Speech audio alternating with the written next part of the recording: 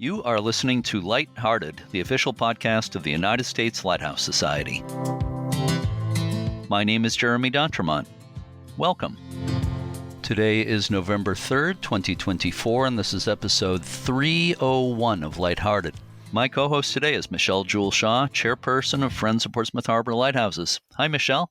Hi, Jeremy, and hello to all of our listeners out there. In a few minutes, we'll listen to a discussion of Cape Canaveral Lighthouse in Florida and the winner of our recent Lighthouse Dance Off, and we'll also hear a chat I had with a family of Lighthouse fans in New Jersey. Today is the first episode after we changed from doing an episode every single week to doing one every other week. After 5.5 years of doing it every week, it felt kind of weird to not produce a new episode last week. I had it was almost like withdrawal symptoms or something on Sunday morning when I usually posted. It felt really strange. I do plan to start editing more of the older interviews into short versions that I'll repost during some of the off weeks as I can find the time. So, Michelle, we're actually recording this on Halloween, October 31st.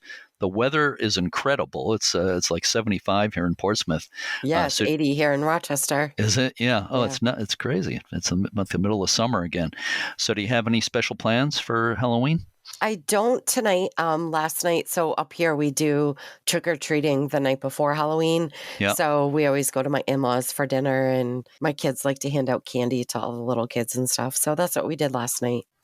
Yeah, they celebrated it the night before in Portsmouth here too, Yeah. because the Portsmouth Halloween Parade is Halloween night, and thousands and thousands of people go to that, so Yeah. they don't want to have it at the same time. Do you ever go to the Portsmouth Halloween Parade? I've never been. Oh, you should. Although tonight being so warm, it's going to be crazy. I bet it'll be very crowded. Yeah. But we've gone to it quite a few times, and it's a lot of fun. There's always a group that does the Thriller dance in the street. They stop every few blocks and do the whole Thriller dance, which is a lot of fun. But there's a lot of other good costumes and floats and stuff. I think it's like Portsmouth's Mardi Gras. Yeah. In a way. Yeah, I love it. So anything at the school going on for Halloween? We had a fun day today. We had all of the students could dress up in costumes today. We had like a Halloween assembly, and all of the teachers were able to dress up in costume today as well. And, there are teams at the middle school. So the special ed team, our department, dressed up as the emotions from Inside Out too. So I dressed as anxiety, and I shared some of those pictures on Facebook just a little bit ago, so you can go check those out and see those, Jeremy. I will. But yeah, so it was a lot of fun. The kids have worked really hard over the past week to decorate our doors for Drug Awareness Week and things like that. So yeah, there's been a lot of fun stuff going on. That's great. So, something we used to do on the podcast that we haven't done in a while was this date on Lighthouse history. It's been quite a while since we did that, but I thought we might try it today. Anything about, we're recording, as I said, on October 31st, but this episode will come out on November 3rd. So has anything interesting happened on November 3rd in Lighthouse history? It actually has, Jeremy. On November 3rd, 1718, 306 years ago, the first keeper of Boston Light, George Worthylake, died in a boat accident along with 5 other people, including his wife and daughter. It's still regarded as one of the worst lighthouse tragedies in American history. Yeah, well, on a happier note, Highland Light on Cape Cod was relighted on November 3rd, 1996, after it was successfully moved 450 feet back from the edge of an eroding bluff. The weight of the lighthouse is estimated at 484 tons. So it was a pretty amazing move. It was moved by the team of the International Chimney Corporation and Expert House Moving, the same team that's moved several lighthouses over the past 30 years or so. So let's move along. Before we get to our discussion about Cape Canaveral Lighthouse and the dance contest winner, I want to introduce a special short segment. A woman from New Jersey named Carrie contacted me recently. She said that she and her 2 sons like to do the New Jersey Lighthouse Challenge together. She also said they enjoy listening to the podcast. Her sons are Keelan, age 10, and Finn, age 7. Carrie also told me that Finn has an idea for a lighthouse game show. So I decided to give them a call. Let's listen to my conversation with Carrie, Finn, and Keelan now. I am talking with a family in New Jersey, and we have Mom, Carrie, and her sons, Keelan and Finn. Carrie, you messaged me and told me about you and your family, how you like to do the New Jersey Challenge and everything. So why don't we start by talking about that? Did you just do the New Jersey Lighthouse Challenge? Just what was that, about 10 days ago? Yes, we did. Was that your first time or no?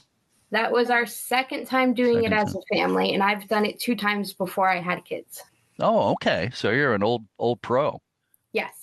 You're a lighthouse nut from way back, I guess. Yeah. And I mean that in a nice way. I'm a lighthouse nut too. So, and how'd you like it? How'd it go this year? I enjoyed it. Me too. Did you see everything? Yes, we did. Did you see all the sites you're supposed to go to? I think there's like 15 or something like that. Yes, we got every sticker for every place we visited. Wow. That's great. Congratulations.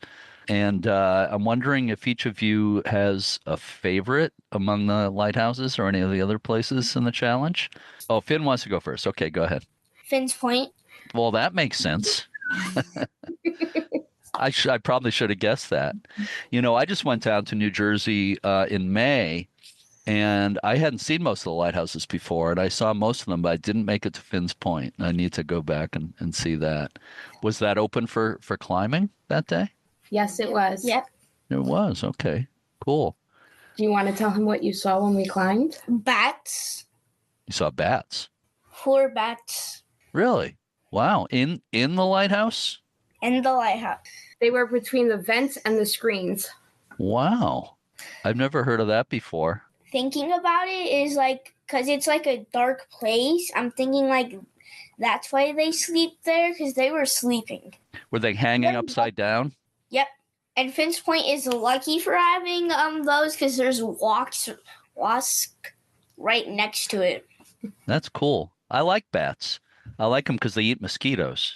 Yeah. That's why we like them too. Yeah. Yeah, they're interesting little animals. Well, that's really cool. Keelan, how about you? Do you have a favorite lighthouse that you see in the challenge? Finn's Point. You both like Finn's Point best. I guess there's no Keelan's Point. No. Maybe in Ireland. Oh, that's true. So, Mom, do you have a favorite? Sandy Hook, because it's the oldest. That's a good one. Yeah, I like that a lot. I really like the Navesink Twin Lights a lot because they're so different. There's nothing else that looks like those. I always think of rooks in a chess set when I see those. And this question is for all three of you. What do you like about lighthouses?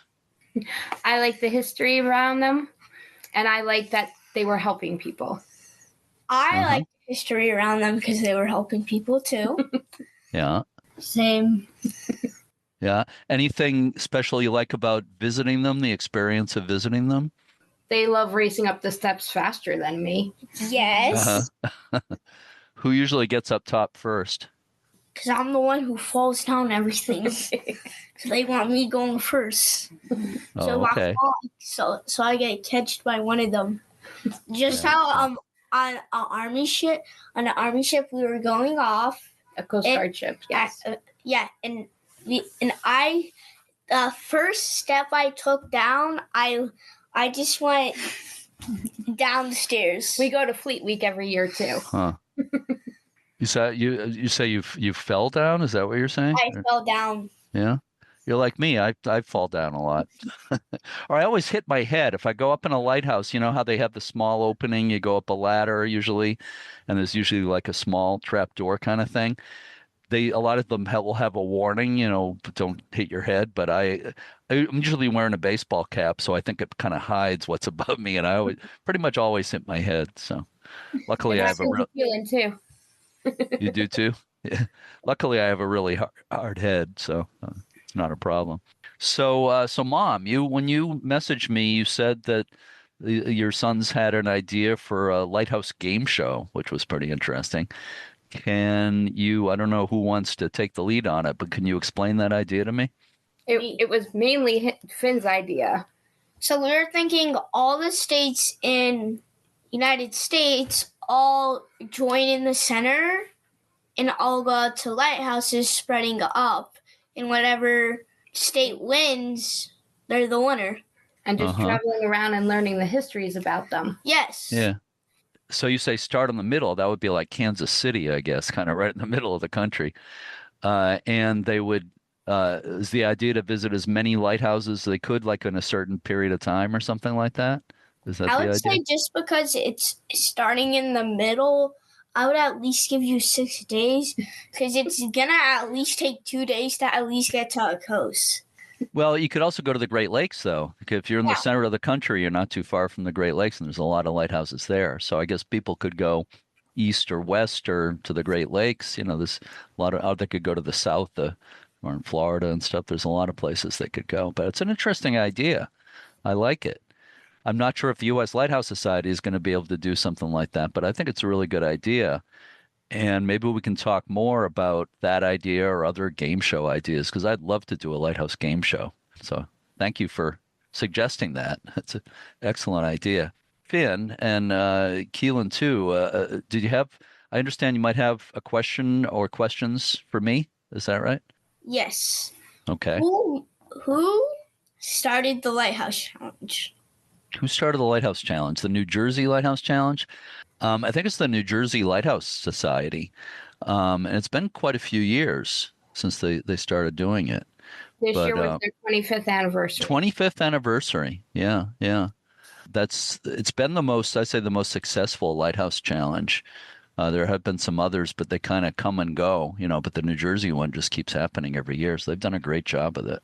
There's been a Maryland Lighthouse Challenge, but they haven't done it much in recent years. I think I just saw that they're planning to do it in 2026, which is, 2 years from now. So maybe you guys can do that when that happens. But I think that, it's hard because you need all the different lighthouses getting involved. You need a lot of volunteers. And this is not always that easy to make something like this happen. I live here in New Hampshire, and in Maine, for a while, they had a Mid-Coast Maine Lighthouse Challenge. It wasn't the whole coast, because the coast of Maine is really long, and there's 66 lighthouses, so couldn't do that in a weekend. But they had just the middle part of the coast. They had a challenge for a while.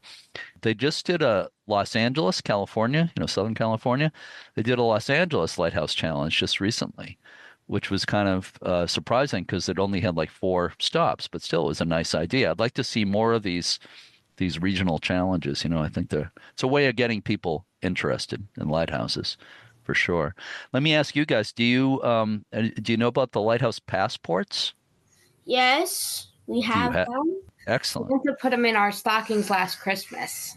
Good. I'm glad to hear it, because you probably know that's something the U.S. Lighthouse Society does, which I work for, and this podcast is for the society. So that the passport is one of the most popular things the society does. Do you know how many stamps you have in your passports?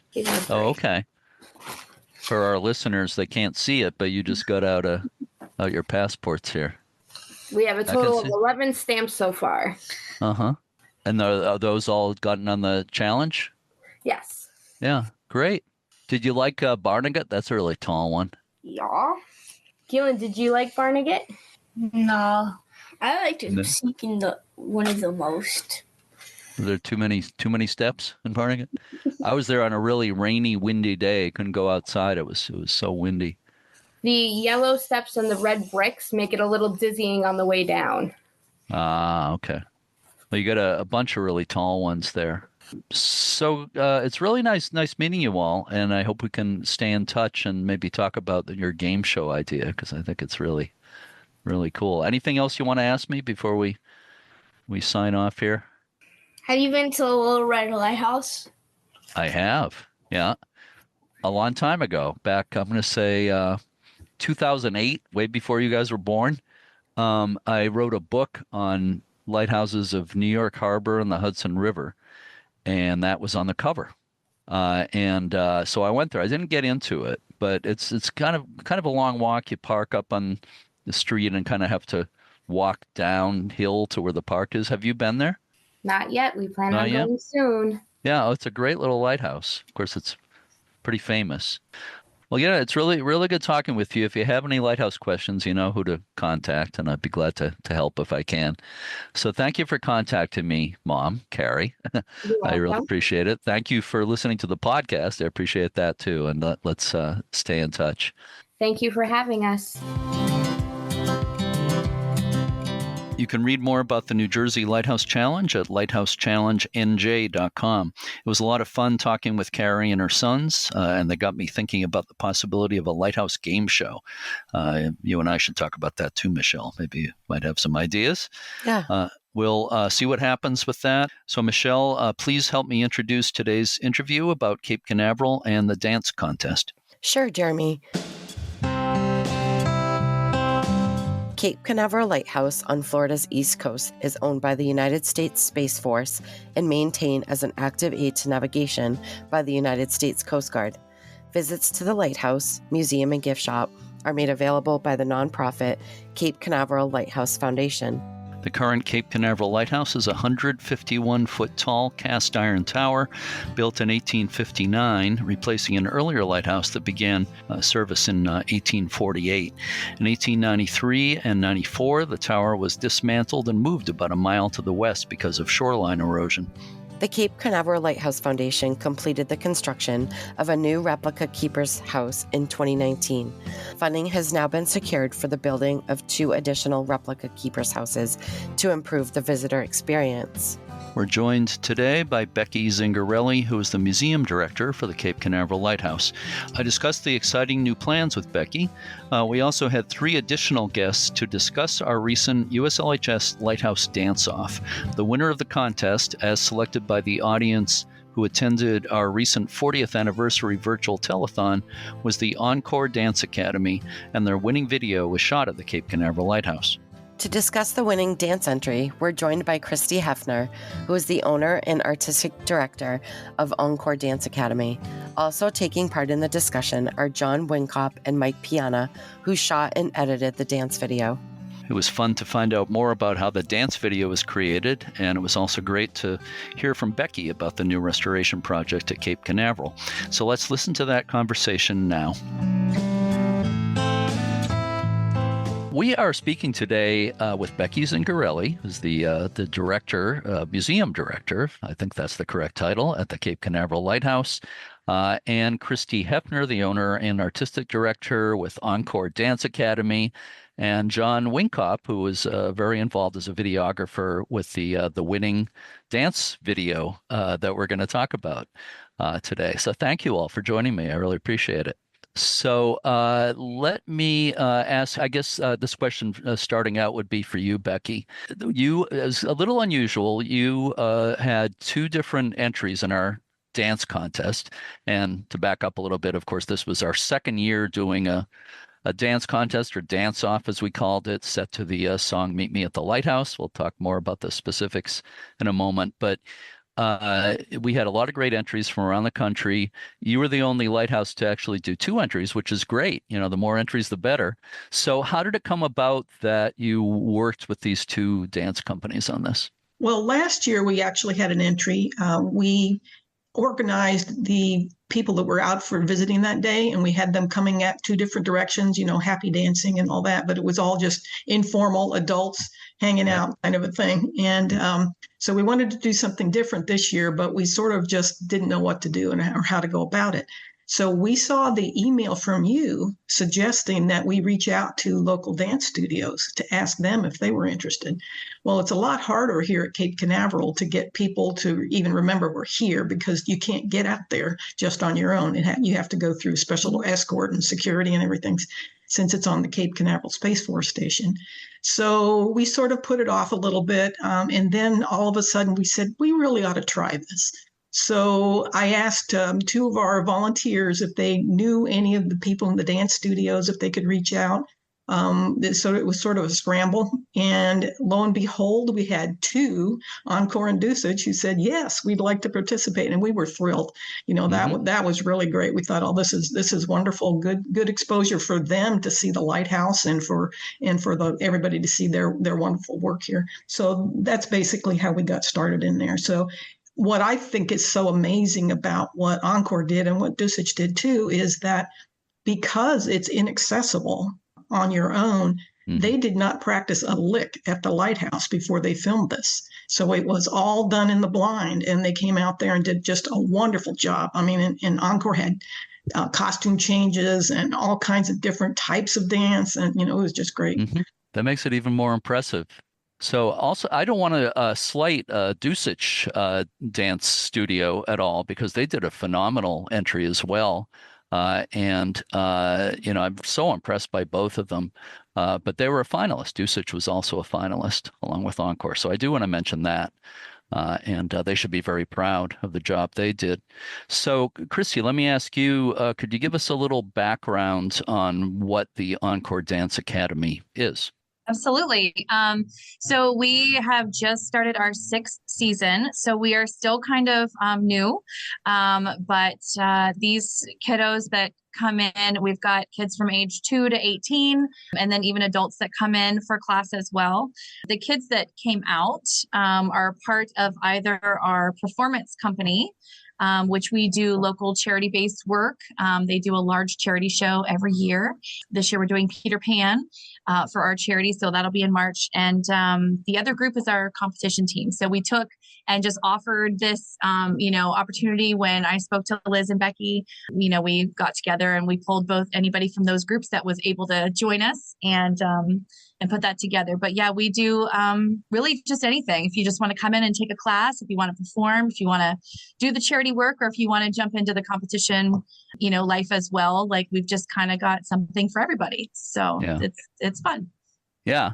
Well, judging by that video and the spirit and dancing ability the kids put into it, you're doing a fantastic job. So thank you. Yeah, they are congratulations on so that. great, and they are very passionate. And I have wonderful parents that support their kids, and they're their passion as well to come in and dance, and it's really great. So they're a really good group of kids.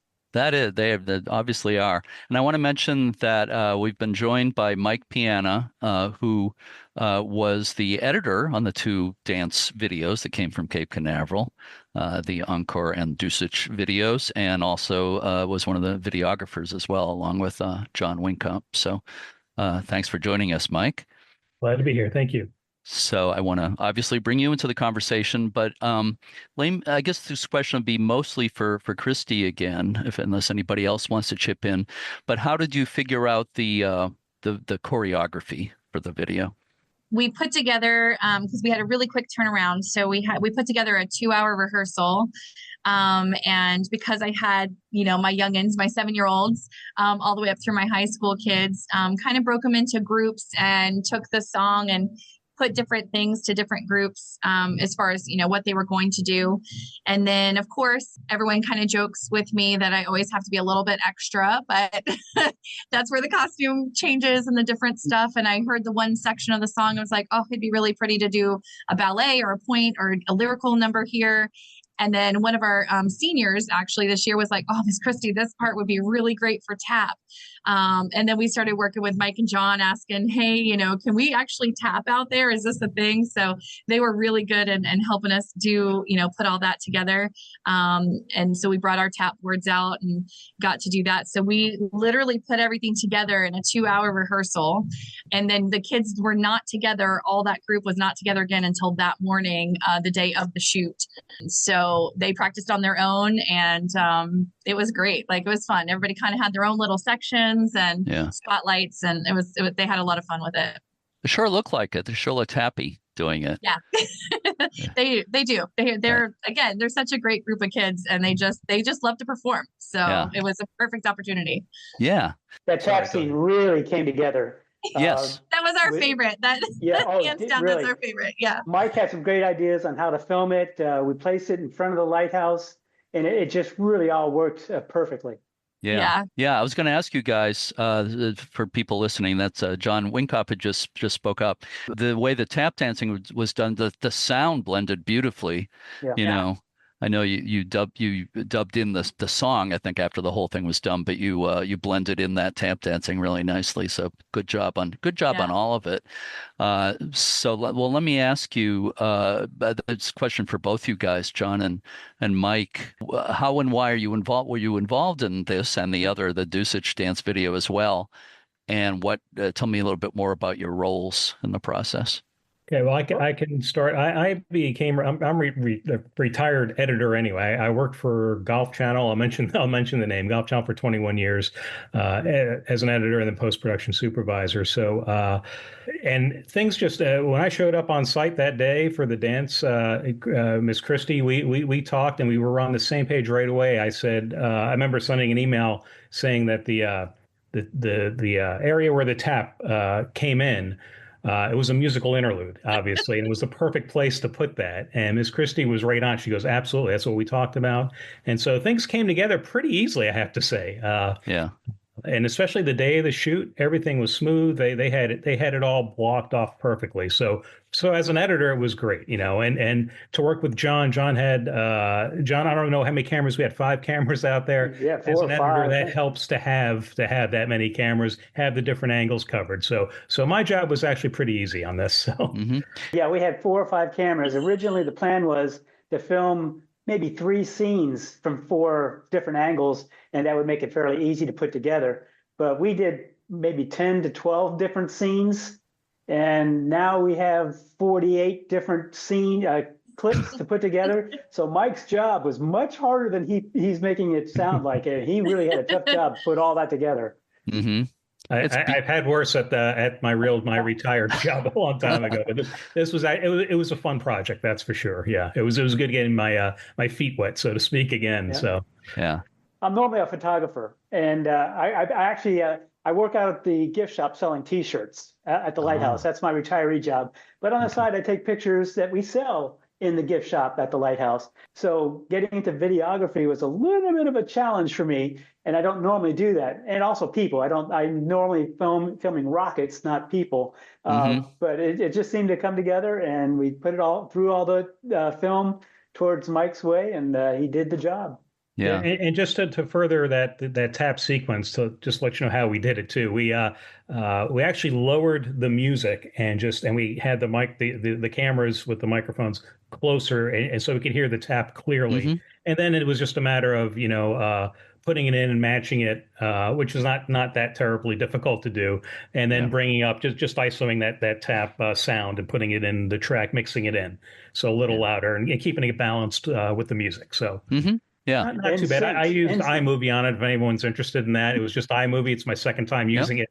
It was a little bit of a learning curve doing some of the effects and things, but it went pretty smoothly. Yeah. But syncing tap to the sound has got to be tough. Yeah, I would rather just do choreography. I bow down to you, Mike. Well, I will mention that. Yeah, I will mention I use iMovie as well. I do a lot of little video things for the U.S. Lighthouse Society, and we actually did a local entry in the dance contest. Of course, I wasn't involved in that part of the judging. I recused myself from voting on that. But we had a local Irish dance school come to Portsmouth Harbor Lighthouse and dance. It was only a few kids, and 4 of them did some tap dancing in that same part of the song. And I had to do what you're talking about and edit that together. So I have a good feeling about what you're talking about. Sure. But our production there was much, much, much smaller than what you did there. No comparison. I mean, the kids we had are great, but you had a much more complicated production. So back to the song itself. Kristy, did you find it to be a tough song or an easy song to dance to, or somewhere in between? Kind of somewhere in between. It's definitely not, something that I would use all the time. It's kind of one of those things you just kind of sing along to and you kind of jam out to. So it was a little different, but we had to listen to it a couple times and just go, okay, this is where I would like this to be and this to be. And once we kind of got into it, and then of course we just all kept singing it. The kids would be walking around the studio and they would just bust out singing Meet Me at the Lighthouse. So it was super fun. But it was different. Because there's, the ebbs and flows of that song is a little different. And, but it was good because we got to showcase multiple things that the kids could do. So it really did work out. It was a perfect song for what we were doing. So we love it. Well, I'll tell my friend Joe Rivers, who wrote the song. Yeah. I've known him for a long, long time, and I keep telling him it's like an earworm. I think that's the term people use because I've listened to it so many times it'll get stuck in my head for weeks at a time. And you just sing it. I just find myself driving in the car and I just start singing it, and I'm like, there it is again. Yeah. So, but yeah, it was good. And it's obviously still on our iPad, under our performance playlist, and randomly it'll just come on, and then the kids just like bust out singing. So tell Joey. That is great. That is really great. I love it. So how much time was it all done in one day? 2 hours, wasn't it? Yeah. 2 hours? Mm-hmm. Yes. Wow. It was a couple hours. Yeah. Yeah. That's very And impressive. it was a hot one. Well, it looked beautiful. I mean, you can't tell the temperature looking at the video, but it looked like a nice sunny day, but I'll bet it was really hot. Yeah. Yeah, I think we had a heat index that day of like 106 or something. It was. Oh no! But we had the parent. Oh yeah, we had the parents in the back with coolers and water and making sure Mike and John, do y'all need water? No, we're good. Like everyone kind of just took care of everybody. So it was good. It was good. Makes it even more impressive. So with each section of the video, you had, like you said, you have the different styles of dance and everything. Did you do multiple takes, or was it pretty much one take on each part? Maybe 2 or 3 sometimes, but for the most part, it was one take. Let's get it done. Move to the next scene because time was definitely crunching on us. Yeah. And again, you had 4 or 5 cameras stationary, like set up for each. You didn't have people manning each of those cameras, did you? I had one parent help me out every once in a while with one camera, but usually with a stationary camera, or 2 stationary cameras and 2 gimbaled cameras. Okay. Mike was using a gimbal and I was using a gimbal. Yeah. Another little editor's trick is that with the stationary cameras, you can still make it look like a camera move with doing some of the techniques with iMovie. So it may have been a stationary camera, but I'm actually doing a little zoom or a little move into the subject in and out. So yeah, I think I remember. You can still put movement to it. Yeah, I think I actually noticed that once or twice in the video. Yeah, but it was really well done. And when you say, for people listening who might not know, when you say gimbal, it's sort of like a steady cam setup, right? Yes. Yeah. So we could move. We were trying to move into the dancers, get close-ups. Mike really wanted a lot of close-ups of the faces and things. So we had to move through the dancers quite often. Yeah. So how did Kristy, were you able to attend the live Zoom event we had when the audience voted for the winner and you guys won? We were actually anytime a dancer gets promoted to point shoes, which is where you're dancing on your toes in ballet, we take a trip and we go over to Orlando and go to a local point dancewear store, and we're all there and we kind of support. So we had a group of, I want to say like 18 or 20 of us at this thing. And so we all have our phones out. Everyone's watching the podcast. We have an app that we told everyone, hey, make sure everyone logs in. And so everyone was just kind of everywhere watching. So we're inside the store, and then you announced it that we had won, and everybody just erupted. And so everyone's kind of looking at us like, what's going on? But the workers there, we were showing them your podcast and we're like, this is what's going on. So everybody was kind of in. It was really fun. It was cool. Yeah. Well, you saw we had some strong other finalists. It was really fun. Yeah. It was really good. It was really good. Becky, I don't know if you want to add anything about how you were in on that too, that live event that day, right, Becky? Oh, yeah. I mean, that was great. I mean, of course, I was waiting for the dancing and everything to go on, but I also liked all the other things. I'm actually reading a couple different books that were recommended during that event. So excellent. I appreciate that. Yeah. It was kind of grueling, that 5.5 hour event, but we felt it went pretty well, I think. So, and of course the dance videos were one of the highlights for sure. So Kristy, anything else you'd like to add about the whole experience, the production? Yeah, I would just like to, well, first off, obviously thank Becky and her team for inviting us and giving us the opportunity. So many of the kids, including myself and some of the parents, because it's on the Space Force Station, don't get the opportunity to go out. So it was really great for everybody to be able to participate in that and get to see everything. So some of us have already said, hey, we want to go back again. And so we're trying to plan another trip out. And the other part hard is like for my dancers, because they are so young. A lot of them have never put together, this was, putting together a dance film. And for some of them that maybe will go on to be professionals, that might be something they do. So being able to work with John and Mike and take the different takes and from different angles and, have people there performing while people are kind of moving around them. It was a really great experience for my dancers. And I'm truly grateful for that. That's great. Yeah, I can see it'd be a great experience, something they can learn from, and maybe even something they could put on a resume at some point that they want a dance contest. Yeah. Before we move on to Becky, I want to talk to you about some of the restoration stuff that's going on at the Lighthouse. But John or Mike, anything you'd like to add about the whole experience? Yeah, I'd like to add about some of the emotions I felt behind the camera. Sure. So, like the first scene, it was really amazing. The first scene that we filmed there was with the other dance group, and there were the two little girls, and they had the lanterns in their hands, and they come up and they wave, and then I follow them in towards the lighthouse. And when I saw that from the camera standpoint, I realized this is going to be a cool project, because I really didn't know what to expect. When I saw that, I knew it was going to be fun. Yeah. And then the beauty of it, when the ballet dancers were posing around the lighthouse, what a combination of the beauty of the ballet dancer and the old lighthouse behind them. You could tell that was going to be a beautiful scene. Yeah, I agree with all that. There were gorgeous moments in that opening moment. That was in the Dusich video, right? The little girls with the lanterns and those kind of leading the way in. I loved that. That was beautiful. So yeah, it was pretty. Nice going on that. Mike, anything else you'd like to add? I'd just like to say, well, I retired at the end of 2020, and I became a docent here at the Lighthouse about a couple months after that. And it was just, you never know where life's going to take you. Next thing I know, I'm doing this project, and it just was a lot of fun.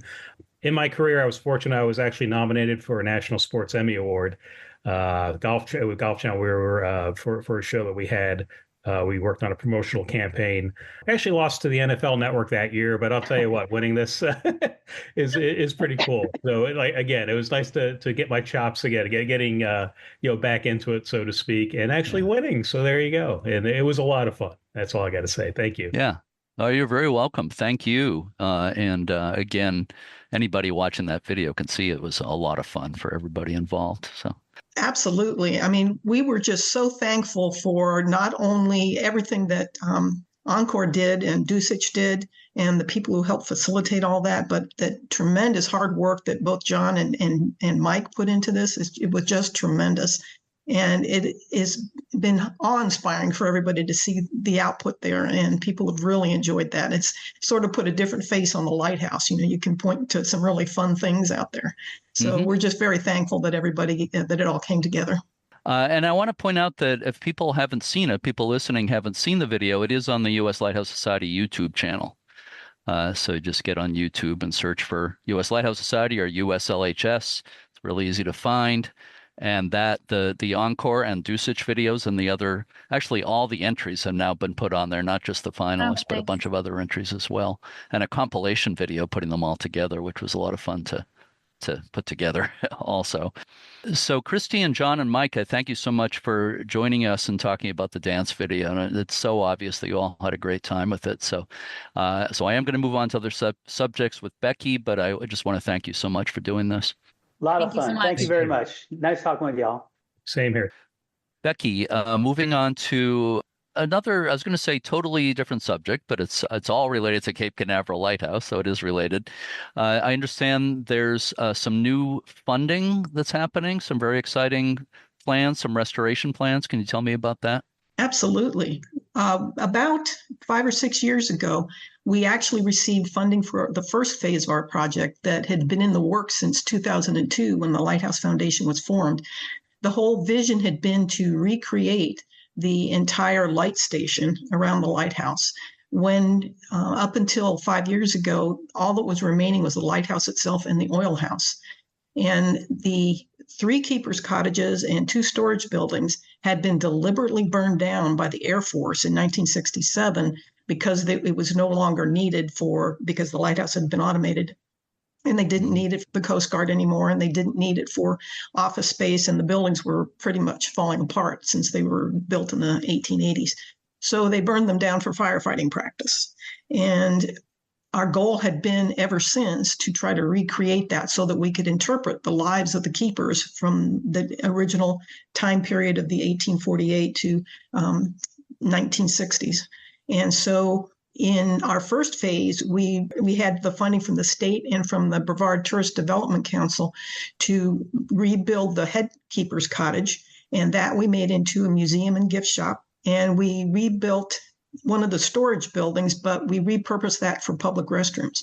So that was all done in 2019. And our goal since then has been to raise more funds to be able to do the other two keepers' cottages. We had some fits and starts this year with the state funding. It was originally completely funded and then defunded, along with almost every cultural appropriation in the state this year. But we were able to apply to the Brevard County Tourist Development Council for a capital facilities grant. And that went through the rigorous process of looking at, the return on investment and various things that they do with the tourist tax. So we just a few weeks ago were finally awarded the entire amount that we needed to combine with our matching funds to rebuild the first assistant keeper's cottage and the second assistant keeper's cottage. So the first assistant keeper's cottage will be a replica cottage, and downstairs we will interpret the lives of the keepers and their families, and specifically in the 1904 to 1930 timeframe where Clinton Honeywell and his family lived at that point in time. And upstairs, we will use it as a museum extension where we can talk a lot more about the people in the area that lived on the Cape, the settlers, the early settlers, and back to the indigenous peoples who were there, until the 1730s. So we're looking forward to having additional space we can use there because, the keepers' cottages aren't huge. So it's hard to get enough room in the museum to talk about everything we want to talk about.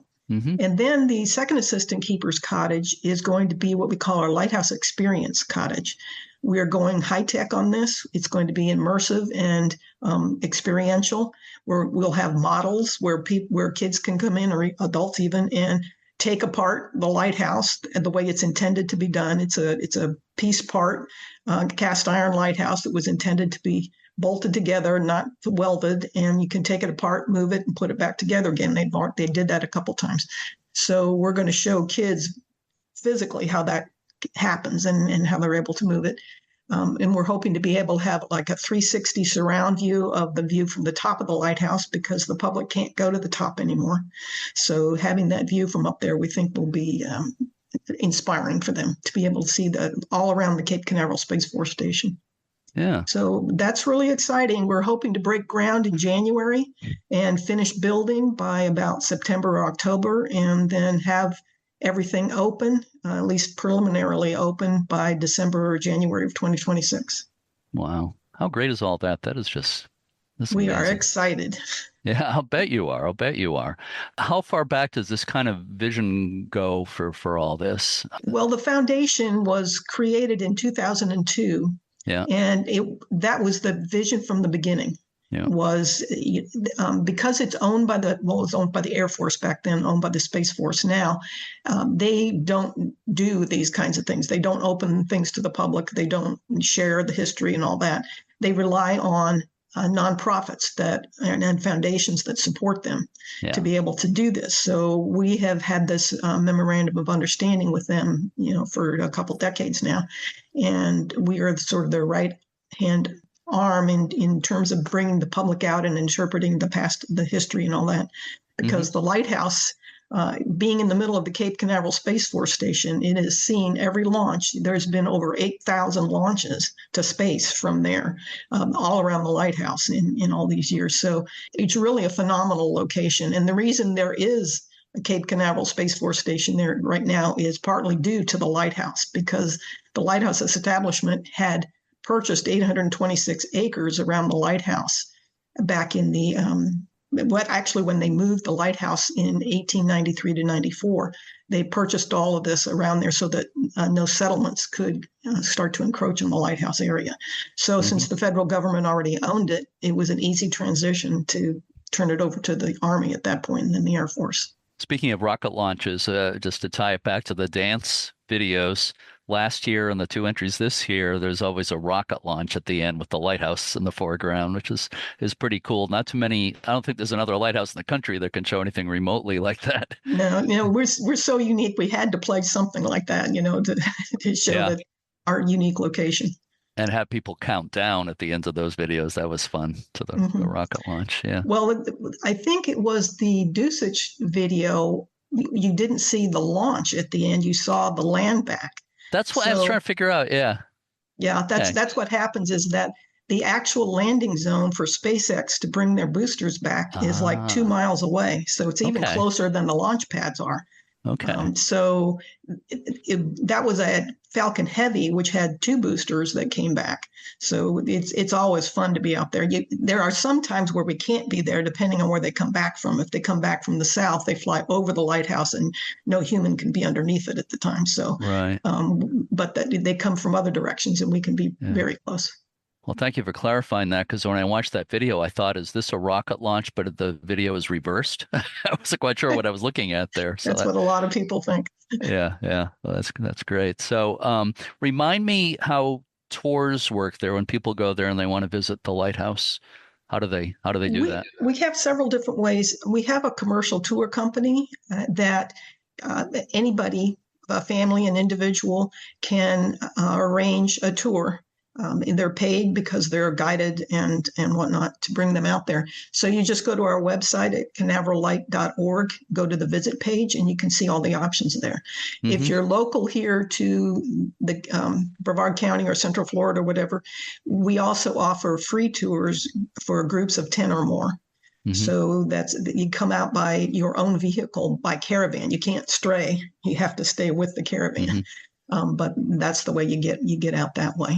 We also have the ability, if you become a member, we have once a quarter, we have caravans for the membership to be able to come out for free. So if you're ever here for more time, it pays to be a member. Yeah. With the rebuilding of those houses and more exhibits and everything, is there any possibility of increased public access down the road? Yes, we are working on it. Building these 2 cottages is actually working into a strategic vision that is being held by several different organizations here at the Cape. The Brevard Zoo is rated as one of the top zoos in the country, and they are going to build an aquarium in Port Canaveral, right next to Cape Canaveral. And it's going to be, an absolutely phenomenal thing, and it'll start bringing more tourism over there. The Space Force is looking to build a purpose-built museum / Space Force experience building right outside the gate so the public can drive directly up. And part of that vision is going to be instituting continuous bus service out there. So that will make it much easier to get out there. And so part of our vision is that we will have these things up and running about before these other things are enabled. And so we'll fit right into being more of a pull for tourism here.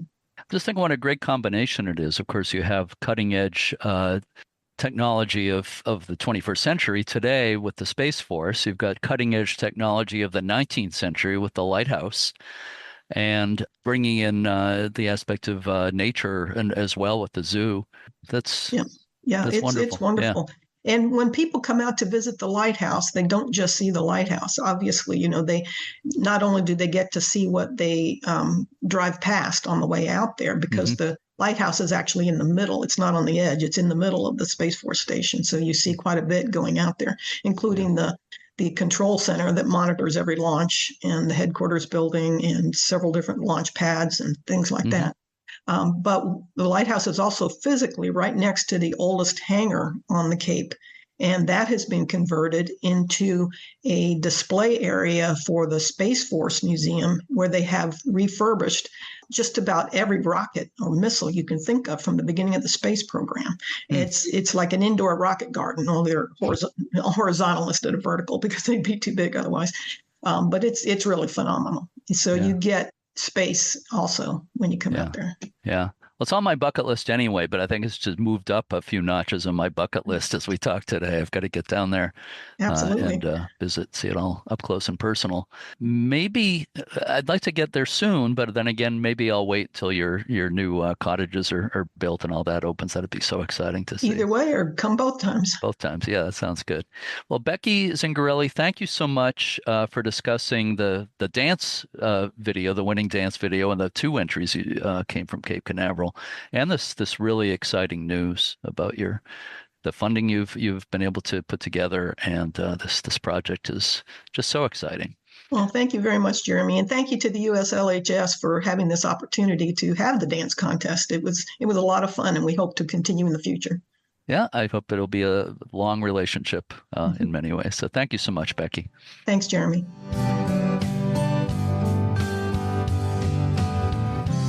You can read more about Cape Canaveral Lighthouse, including tour information, at capecanaverallight.org. There's information about how you can donate or buy a memorial brick in a walkway near the lighthouse. This is the second time we have featured Cape Canaveral Lighthouse on this podcast. They're a great group. I'm very impressed by Encore Dance Academy. As we discussed in the interview, we also had a very strong entry from the Dusich Dance Studio at Cape Canaveral and many other amazing entries as well. It's almost a shame to have to choose one over the others because they are all so good and people put so much work into them. My thanks again to everyone who took part.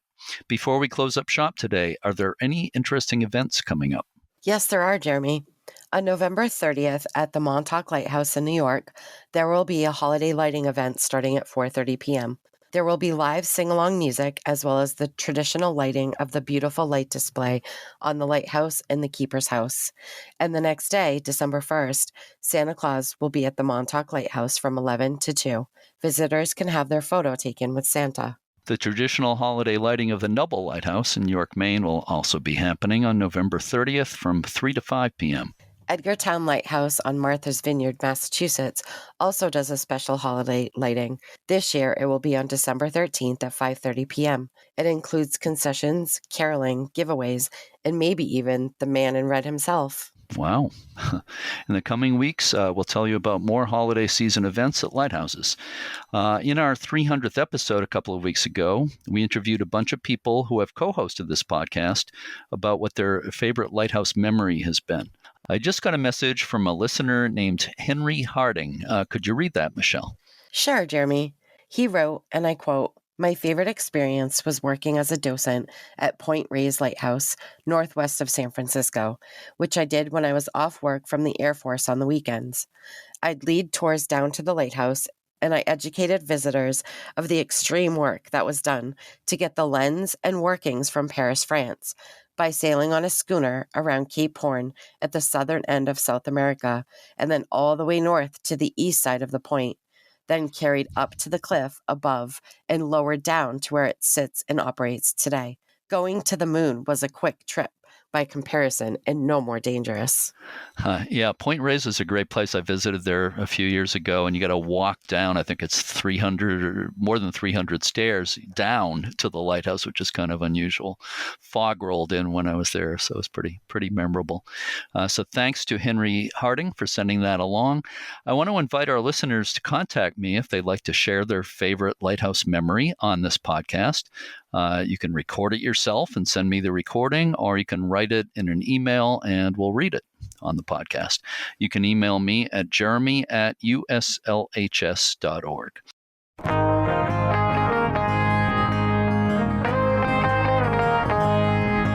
So do you have a quote for November, Michelle? I do. The author Nathaniel Hawthorne once wrote, quote, "I cannot endure to waste anything so precious as autumnal sunshine by staying in the house." End quote. I like it. Here in New England, the weather this time of year can be just about anything, like today, for instance, where it's like 80 degrees, which is crazy, but it can also be cold this time of year. But I love a sunny, crisp November day with a deep blue sky. Me too. It's so clear this time of year, so I get these beautiful skies. Yeah. I do too, Jeremy. Although I think my favorite are the crisp fall October days that are nice and cool, and we still have the foliage and the bright blue skies. Those are great too. Yeah, the combination combination of the colors of the leaves and the really deep blue sky. That is great. Yeah. So the next 2 episodes of Lighthearted will focus on lighthouses in Wisconsin, Eagle Bluff and Manitowoc. For now, to all our regular listeners and our new ones, thanks so much for listening, and keep a good light.